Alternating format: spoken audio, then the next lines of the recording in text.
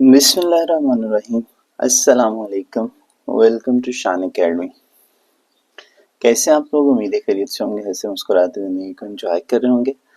आज की इस वीडियो हम लेके आए हैं आपके लिए एक नया टॉपिक जिसका नाम है measurement of specific heat capacity of solid and liquid. ये 10th की physics federal board national book foundation का चैप्टर नंबर 10 और उसका टॉपिक 10.2 हम डिस्कस करने जा रहे हैं। तो चलिए अब हम देखते हैं कि हम specific heat capacity of solid या लिक्विड को किस तरह से मेजर कर सकते हैं, किस तरह से उसकी पैमाइश की जा सकती है। तो specific heat capacity of solid and liquid को मेजर करने के दो मेथड्स हैं। Number 1 method of mixer and number 2 electrical heating method. तो आज के लेक्चर में जो हमारा कंसर्न होगा मेनली वो पहला मेथड होगा, that is method of mixer. तो आज हम ये देखेंगे कि मेथड ऑफ मिक्सर की मदद से हम किस तरह से specific heat capacity of solid निकाल सकते हैं। तो चलिए मेथड ऑफ मिक्सर को जरा डिटेल में देखते हैं। कहते हैं this method uses a calorimeter. कहता है ये जो मेथड है ये एक कैलोरीमीटर को यूज करता है। कैलोरीमीटर बेसिकली एक डिवाइस है, एक टूल है जिसकी मदद से हम स्पेसिफिक हीट ऑफ सॉलिड को मालूम करेंगे। अब आगे मजीद इसकी थ्योरी देखते हैं। कहते हैं when a hard solid is immersed into water in calorimeter heat exchange occurs. कहता है कि वो सॉलिड जिसकी हमने स्पेसिफिक हीट कैपेसिटी निकालनी है उसको हमने कैलोरीमीटर के अंदर जो वाटर है उसके अंदर इमर्स्ड करना है, डिबोना है। तो जैसे हम एक हार्ड सॉलिड को वाटर के अंदर डिप करेंगे, वाटर के अंदर इमर्स्ड करेंगे, तो उस सूरत में क्या होगा कि heat exchange occur, heat exchange रूनुमा होगी। मतलब ये कि बेसिक फिनोमेना है कि हीट हमेशा हॉट बॉडी से कोल्ड बॉडी की तरफ ट्रेवल करती है। तो चूंकि सॉलिड हॉट है तो सॉलिड से हीट इन्वायरमेंट में जाएगी, मीन दैट कि वाटर में जाएगी या कैलोरीमीटर में जाएगी। तो एक हीट एक्सचेंज, हीट का तबादला रूनुमा होगा। उसके बाद कहते हैं by law of conservation of energy, law of conservation of energy के according heat lost by the hot body is equal to the heat gained by the cold body। कहता है कि जो हॉट बॉडी ने हीट लूज की है वो हमेशा बराबर होगी उस हीट के जो कोल्ड बॉडी ने हीट गेन की है किसी भी सिस्टम के अंदर। अब हम अपरेटस देख लेते हैं कि अपरेटस में कौन कौन सी चीजें शामिल है। अपरेटस में सबसे पहले copper calorimeter with lid, stirrer and insulating cover. ये सारा यहां से लेके यहां तक ये सारा कैलोरीमीटर की बात हो रही है। थोड़ी उसकी डिस्क्रिप्शन दी हुई है उसने कि जो कैलोरीमीटर है वो कॉपर का बना हुआ है, उसके ऊपर एक लिड है, एक ढक्कन है, एक उसके साथ स्टिरर है जिसकी मदद से हम सॉल्यूशन को मिक्सअप करते हैं, हिलाते हैं, और एक इंसुलेटिंग कवर है जिसके अंदर हमने इस सारी चीज को रखा हुआ है। इसके बाद जो दूसरी चीज चाहिए वो बर्नर चाहिए, ठीक है, आग जलाने के लिए। तीसरी जो चीज चाहिए वो हमें बीकर चाहिए, एक स्टैंड चाहिए, पानी चाहिए और एक सॉलिड मेटेलिक सिलेंडर चाहिए जिस सॉलिड की हमने स्पेसिफिक हीट कैपेसिटी निकालनी है। और इसके साथ साथ हमें एक वीफिंग मशीन चाहिए जिसकी मदद से हम वजन कर सकें, वेट कर सकें चीजों का। तो अब मेन चीज यहां से शुरू होती है प्रोसीजर से कि किस तरह से, किस प्रोसीजर को फॉलो करके हमने जो है वो specific heat capacity of solid निकालनी है। तो मैंने बड़े आसान और बड़े पोर्टेबल वे में आपके सामने ये सारे पॉइंट्स लिखे हैं, तो मैं बारी बारी इनको एक्सप्लेन करता हूँ इंतहाई सिंप्लिसिटी के साथ। सबसे पहला जो पॉइंट है प्रोसीजर के अंदर है वो है एम्प्टी कैलोरीमीटर। सबसे पहले आपने खाली कैलोरीमीटर लेना है जिसकी स्पेसिफिक हीट कैपेसिटी सीसी है। C stands for specific heat capacity, और ये जो छोटा c सबस्क्रिप्ट में लिखा हुआ है इसका मतलब है कि ये कैलोरीमीटर की स्पेसिफिक हीट कैपेसिटी है। अब mc ये कैलोरीमीटर का मास है, किसके साथ? विद स्टिरर एंड लिड, उसके ढक्कन के साथ और स्टिरर के साथ जिसके साथ आपने सॉल्यूशन को हिलाना है। अब उसके बाद कैलोरीमीटर विद वाटर, अब आपने कैलोरीमीटर के अंदर वाटर फिल करना है और उसका मैस कर लेना, उस मैस को हम बोलेंगे m। अब मैस ऑफ वाटर निकालना आपने, तो जो कैलोरीमीटर प्लस वाटर का मैस है उसमें से आप सिर्फ कैलोरीमीटर का मैस माइनस कर दें तो आपके पास वाटर का मैस आ जाएगा। तो इस तरह से हम वाटर का मैस निकाल सकते हैं। अब तीसरा जो पॉइंट है, थर्ड वाला पॉइंट, उसमें आपने टेम्परेचर मेजर करना है, मेजर टेम्परेचर T1। ये जो अब आपने कैलोरीमीटर के अंदर वाटर डाल दिया है तो ये हमारे पास एक सिस्टम बन गया। अब इस सिस्टम का जो टेम्परेचर है वो T1 है, जो कि सराउंडिंग का टेम्परेचर है, क्योंकि अभी हमने इसको कोई हीट अप नहीं किया, ठीक है, इसके अंदर कोई चीज भी ऐड नहीं की ऐसी जो कि हीटेड हो, गर्म हो, तो लिहाजा सराउंडिंग का जो टेम्परेचर है वही सिस्टम का भी टेम्परेचर होगा। अब उसके बाद हम क्या करेंगे, मैस ऑफ सॉलिड ms, वो सॉलिड जिसकी हमने स्पेसिफिक हीट कैपेसिटी फाइंड करनी है, सबसे पहले हम उसका मैस निकाल लेंगे ms। मैस निकालने के बाद submerge into water and boil, फिर आपने उस सॉलिड को वाटर के अंदर इमर्ज करना है, वाटर के अंदर डिबोना है, वाटर के अंदर डालना है और उसको बॉयल करना शुरू करना है, और फिर आपने उसका टेम्परेचर नोट करना है जिसको हम टेम्परेचर T2 कह देंगे, ठीक है। उसके बाद आगे स्टेप नंबर 6 है, इसके अंदर आपने क्या करना है, रिमूव सॉलिड। जब आपने बॉयल कर लिया वाटर को तो उसमें से सॉलिड को आपने रिमूव कर लेना, निकाल लेना है, पोर इनटू कैलोरीमीटर, और इस वाटर को आपने कैलोरीमीटर में डाल देना एंड कवर इट, और ऊपर से इसको डांप देना। अब आपने क्या करना है, नोट टेम्परेचर T3।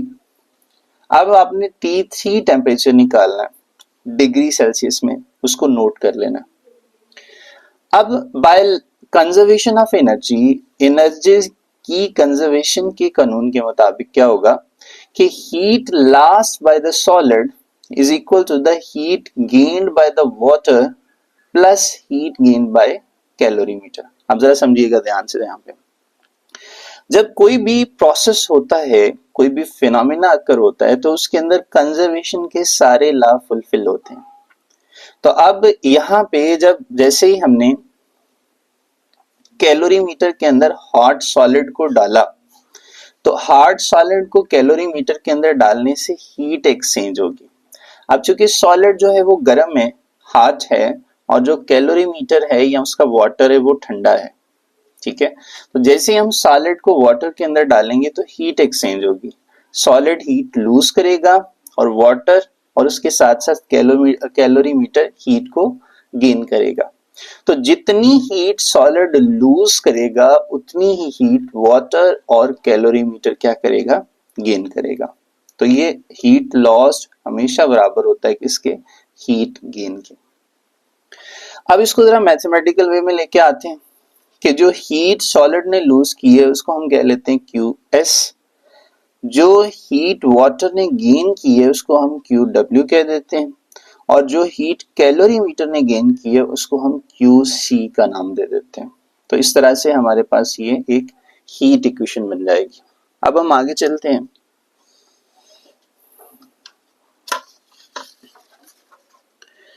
अब हम थोड़ा सा इस चीज को आगे फर्दर प्रोसीड करते हैं।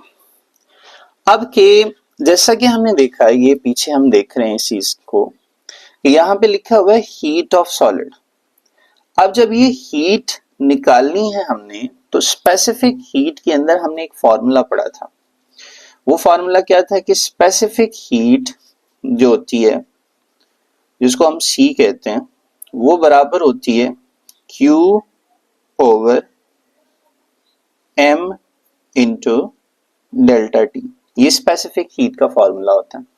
अब अगर यहां से मैंने हीट निकालनी हो, Q निकालनी हो, तो Q को मैं एक साइड पे रहने दूंगा,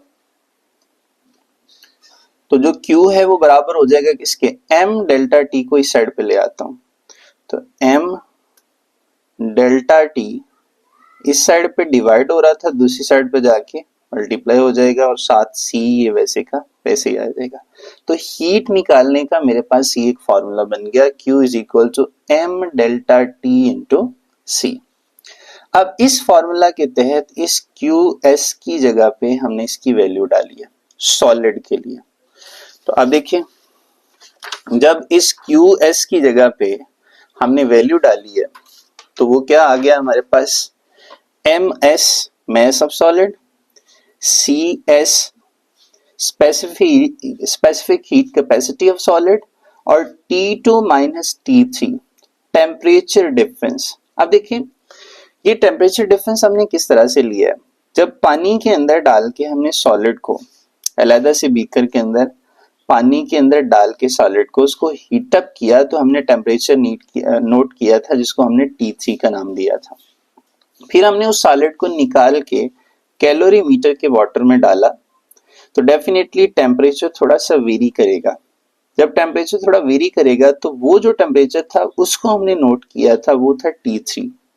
तो अब टेम्परेचर T2 से T3 पे आया है तो मुझे दोनों टेम्परेचर का डिफरेंस लेना पड़ेगा, T2 माइनस T3। इसी तरह अगर दूसरी साइड पे आए तो दूसरी साइड पे अब पिछले स्टेप में लिखा हुआ था QW वाटर की हीट। तो वाटर की हीट कैसे निकालेंगे फॉर्मूला से, MW CW T3 minus T1। ये MW मैस ऑफ वाटर है, CW specific heat of water है और T3 minus T1 difference in temperature है। अब T3 लास्ट पे टेम्परेचर है जब हमने सॉलिड को कैलोरीमीटर के अंदर डाल दिया, तो उस वक्त जो टेम्परेचर नोट किया था वो T3 नोट किया था। लेकिन जो सबसे पहले हमने टेम्परेचर नोट किया था सिर्फ कैलोरीमीटर का, जब उसके अंदर कोई सॉलिड जो है ना हार्ड सॉलिड उसके अंदर इमर्स नहीं किया था, सबसे पहला जो टेम्परेचर वाटर और कैलोरीमीटर का वो था T1। तो हम क्या करेंगे कि बाद में उसका टेम्परेचर T3 हो गया और पहले उसका टेम्परेचर क्या था T1, तो हमने दोनों का डिफरेंस ले लिया तो ये वाटर का चेंज इन टेम्परेचर आ गया। इसी तरह थर्ड नंबर पे है हीट ऑफ कैलोरीमीटर। तो अब MC यहाँ पे मैस ऑफ कैलोरीमीटर है, CC specific heat of calorimeter है और T3 minus T1 is the difference in temperature of calorimeter. तो देखिए बाद में जो टेम्परेचर है वो T3 हो जाता है, लेकिन जो पहला इनिशियल टेम्परेचर है वो T1 होता है। तो अगर हमने चेंज लेना है टेम्परेचर में तो फाइनल टेम्परेचर में से हम इनिशियल टेम्परेचर को माइनस कर देंगे, तो ये change in temperature for calorimeter आ जाएगा। तो अब ये सारी हीट की वैल्यूज हमने पुट कर दी। अब हमारा काम क्या है, बेसिकली हमने निकालना है CS specific heat capacity of solid. ये जो CS लिखा हुआ है इसकी वैल्यू हमने फाइंड करनी है। अब देखिए एक ही स्टेप में मैं कर दूंगा, बड़ी आसान चीज है।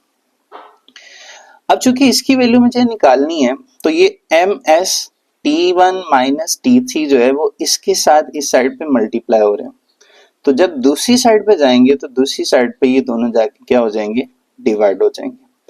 अब ये ऊपर क्या हुआ है, अब देखें T3 minus T1, T3 minus T1, T3 minus T1 दोनों में कॉमन है, तो दोनों में से मैं कॉमन ले लूंगा इसको T3 माइनस T1 को, तो अंदर क्या रह जाएगा MW CW plus MC CC, ये अंदर रह जाएगा। अब ये MS और T2 माइनस T3 इस साइड पे आके डिवाइड हो जाएंगे, तो ये मेरे पास वैल्यू आ जाएगी किसकी, specific heat capacity of solid की। तो by using this formula we can calculate the specific heat capacity of solid.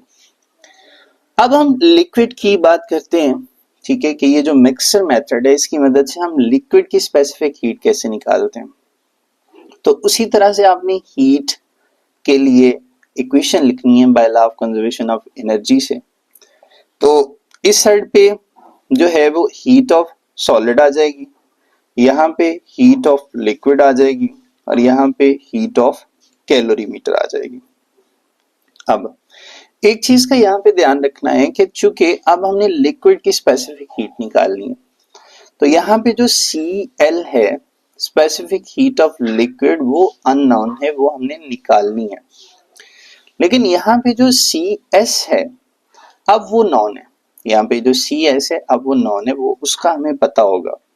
Solid की स्पेसिफिक हीट कैपेसिटी का पता होगा, जिसको हम गर्म पानी के अंदर गर्म करेंगे बीकर के अंदर, उसका हमें पता होगा। अब हमने लिक्विड की निकालनी है, Cl निकालनी है बेसिकली, जो अननोन है। तो अब इस Cl को मैंने फाइंड करना।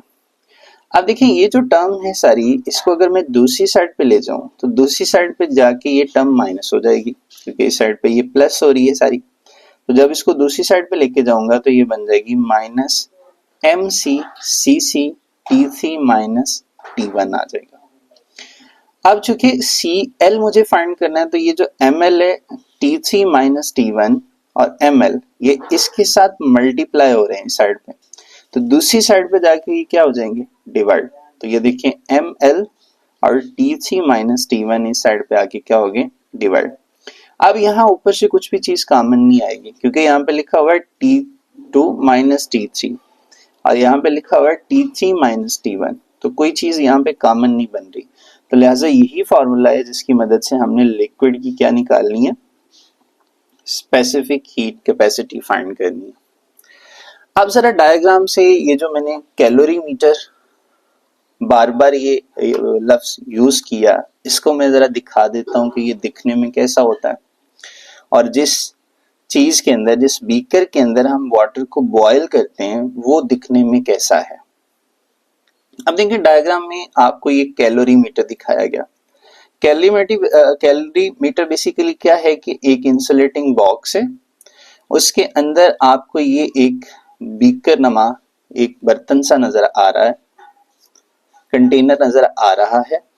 अब उस कंटेनर के अंदर एक स्टिरर पड़ा हुआ है, ये स्टिरर है, ये स्टिरर है। इसकी मदद से हम सॉल्यूशन को ऐसे ऐसे मिक्सअप करते हैं, हिलाते हैं। और इसके अंदर ये एक थर्मामीटर डिप है इसके अंदर।